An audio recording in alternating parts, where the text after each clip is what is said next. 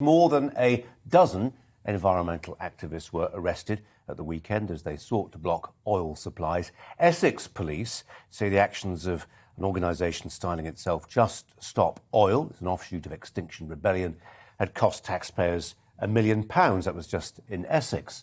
The protest did cause some shortages on petrol station forecourts, but they appear to have been less serious than initially was thought. But if the demonstrators failed to block supplies, did they succeed in making it easier for the government to block such protests in the future? I ask this because the Police Crime Sentencing and Courts Bill is in the final stages of parliamentary scrutiny, and if any parliamentarian had doubts about introducing tough new laws against disruptive protests, then perhaps they may well have been swept away on a wave of public revulsion about these latest actions. Joining me now, a spokesman for Just Stop Oil, that is Kenny Alexander. Kenny Alexander, appreciate your time. Before we get into, I'm sure you're keen to make the bigger cases about the need to uphold the values your organisation represents, but just in terms of the tactics of what's been happening in recent days and weeks, do you accept the argument that just as the Police Crime and Sentencing Bill is going through its latest stage of parliamentary scrutiny, might tactically be a naive time to remind people of why that bill needs to be enacted? Why that bill needs to be enacted, I think that's a bit wrong. Look, the Just Stop Oil Coalition don't want to be here either. We're just normal people trying to get the government to act upon the demand that they must stop all new oil and gas licences right now. This is the government's own promises we're asking them to keep. We don't want to be doing this. And further restrictions on the civil liberties of people. Do you want to go back in time? Kenny, what would you say to those people, though? I mean, I know it's slightly moot just the extent to which there were problems on the forecourts of the south of England this weekend. Initial reports suggested there were some serious problems. But we do know, don't we, that protests like this clearly have the capacity to lead to shortages on forecourts. And when that happens, the people you end up punishing are, we can list them, can't we? We can think of people in isolated rural areas. And you and I can certainly agree on the fact there ought to be provision for those people to use public transport. It's not there. They need their cars. And if they need their cars, they need to fill up their cars. And you're trying to stop them doing that. Really? The fact that filling a car with petrol, do you live in the real world? Most people I know can't afford to fill their car with petrol right now. This government needs to get a grip. It needs to act right away. It needs to grasp the nettle and move towards renewables, move towards free public transport, and move away from this addiction to fossil fuels. I worked in the oil and gas industry for 35 years. That's how I made a living.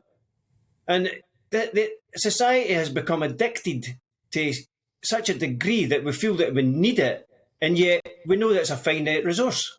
Yeah. We're stealing from the next generation, and we're killing the planet in doing so. Yeah. I did a story last week, Kenny Alexander, about the fact that if you look at the league table of the best-selling British cars right now, Tesla are in places 1 and 2. That's a function of technological advances.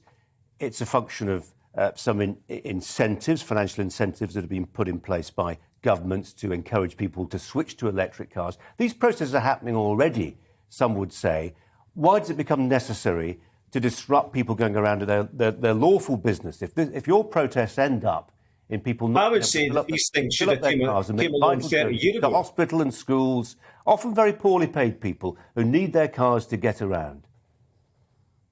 They need their cars to get around. You're trying to align yourself with normal working people, whereas you don't live in the normal working people's world. You have no idea what world I live in. I'm asking left behind with this. To them rather than playing if you ask me a question that, you should let me finish, Go on.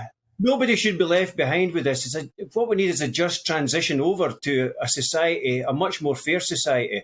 And the super wealthy people that are making an awful lot of money out of this false reliance upon oil and gas that we've been conned into, they should be paying for this transition. They should be paying for the move over towards electric transport. Look, I'm very lucky. I've skied all over the world, travelled a lot. I've had a really lucky life, but that's not going to be around for my child when he's my age. You've got kids. What are you telling your kids about what's coming to them in 20 years' time? Do you know what like a 2-degree world's going to be? Do I know what, Yeah. Kenny? You know, the government has accepted a 2-degree temperature rise. They've accepted that right now. I have vigorous conversations around my dining table with my children who are as concerned as any other children about global warming. My question, as I go back to where we started, my question is about tactics. This is a raging argument that's been advanced in lots of different ways, using lots of different methods, and I would argue, to a great degree, very successfully.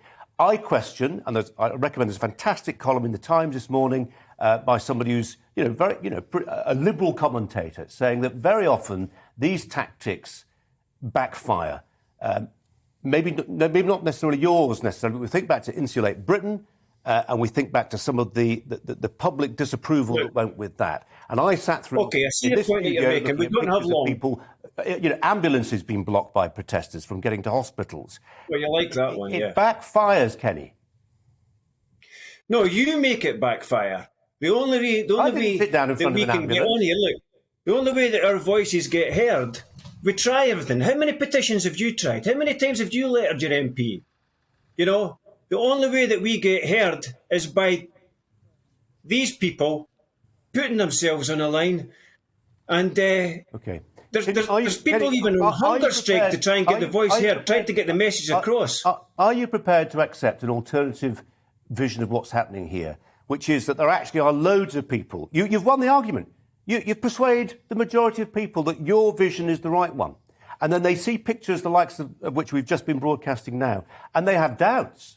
Because they no, you're wrong. They are aligned. You're wrong. I live in a liberal society. Look, I've got an 85-year-old mother and a 25-year-old son. They don't see any of this on the news because you people in the media are disinforming them, misinforming them, and malinforming them. They think that this is all going to be.